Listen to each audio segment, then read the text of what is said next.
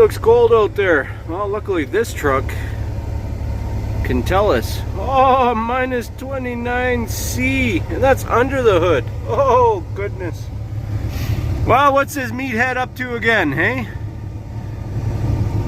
I got a tank on behind me. Yeah. Yeah. We're moonlighting. I mean, quite literally by the moonlight. Got a tanker behind me. 1268.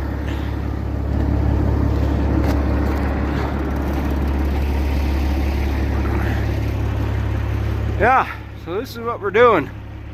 Got the pump in here. And yeah, we are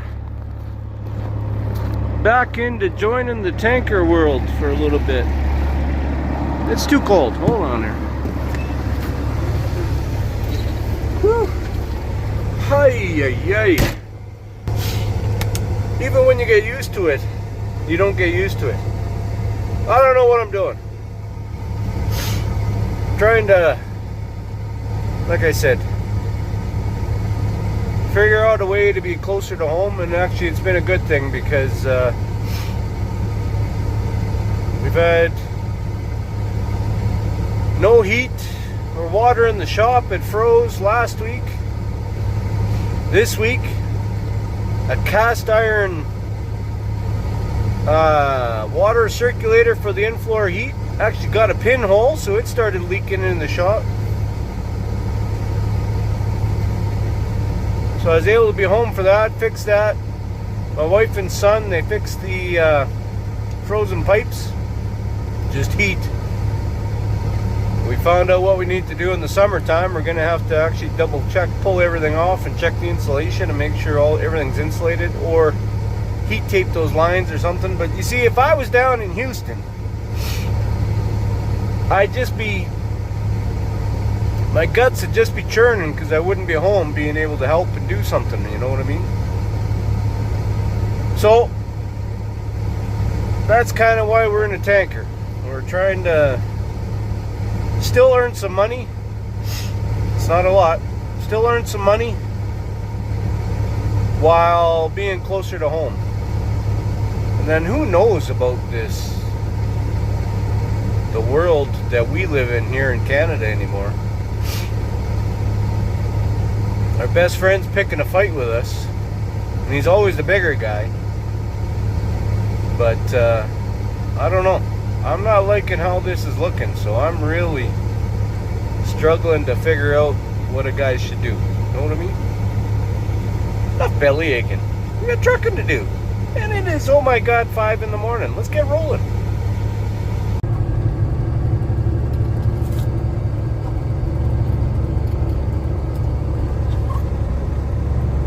Empty tanker at 1 on the 384.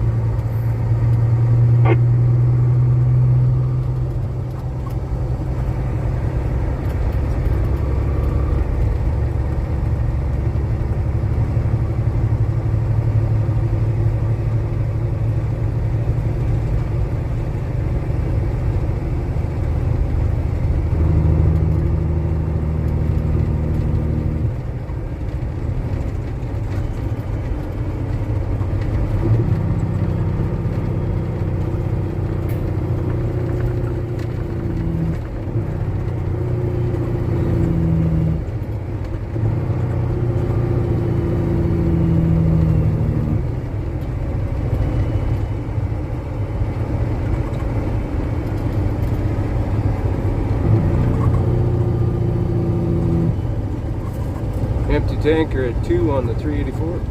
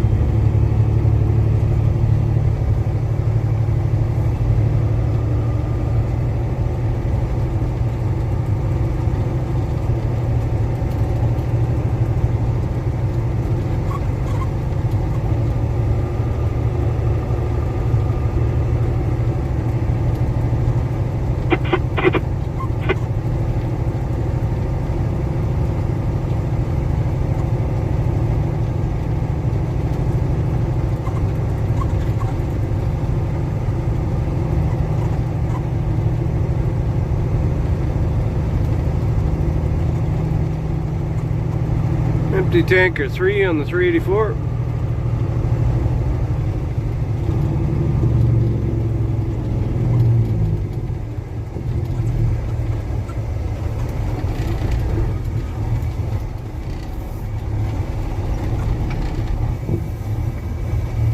Let's go haul some black gold. Well, there we go. We're loading. Big tank.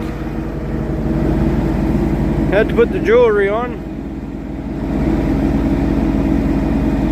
Yep. We're into her.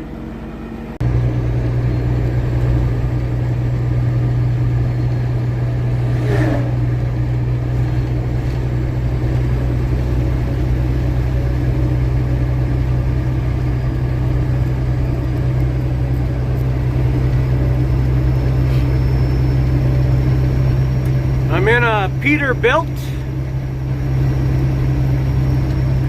It's a nice truck. It's got the 8-inch pipes, 18-speed, BXS 3406, something rather blah blah blah. Caterpillar motor. It runs all right. You definitely have to learn how to drive all over again.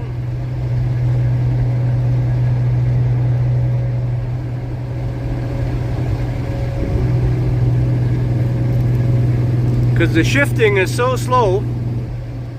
We have to chain up to get out of this one spot because the hills are so bad. Woo! And trying to drop a gear fast is no good, because in these cats, you know, you switch gears and then you grab a sandwich, take a drink of your coffee, take a bite of your sandwich, and then you put her back into gear, and then the RPMs have caught up by then. So she's cold out here today though. See if we can get you to listen to them 8-inch straight pipes howling here.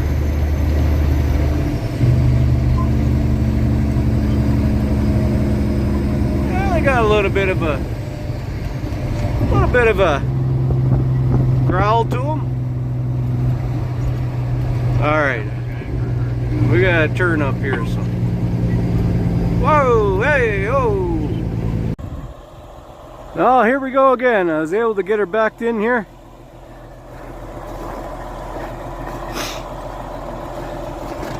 We're gonna run a plug to it tonight because we're leaving tomorrow morning. We got to take that lumber to Vancouver, finally. And it is beautiful out here. The sun is shining, but it is deathly cold. Deathly cold. Hi. Pardon the nose glue there, it's a little nipply out here. Well, I'm surprised the flag has stayed together. I lost my Alberta one. The wind just tore it to shreds, so I gotta get another one.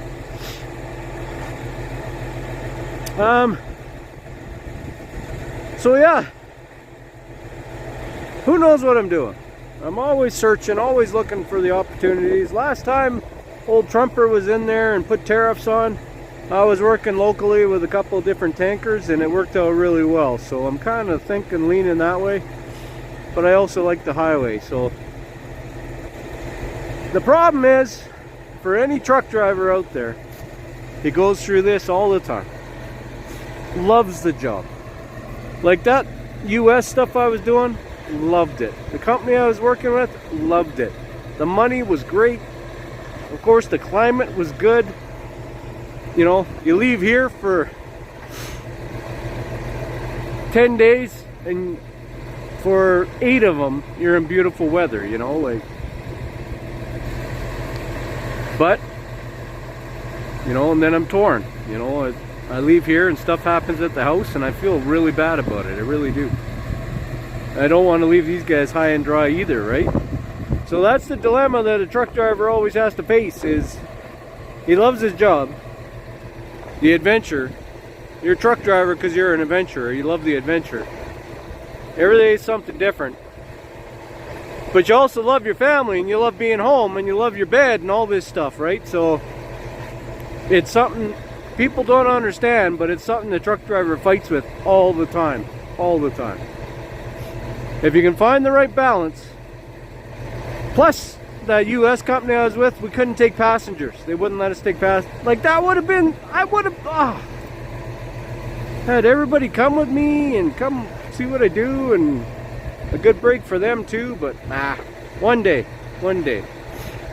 So for right now, we're gonna haul this load of lumber to Vancouver. We might hop into a tanker again next week. At least we're home then, right? And I can look after the family and do some other stuff. This coat, I tell you what, just washed it so it's like starched or something. Always trying to cover the face, you know. You gotta, this is the money maker, right? Or the punching bag, one of the two. Alright, so that's what we're doing. We're finally gonna take this load of lumber that left me stranded on the side of the road with a new rad. We're gonna take it down to the coast, going to the beach finally, deliver that lumber, reload already have a reload, so hey, I like that. East-west might be the way to go. You know, just the rate's got to get up, and just if a guy can afford it, know what I mean? So that's what we're doing. Everybody take care, and we'll see how it looks on the way back. Bye for now. Frickin' go! Oh, did you see that? Did you see it? Oh, which way? Oh, it's just over here to my right. I gotta walk slowly. Be very quiet.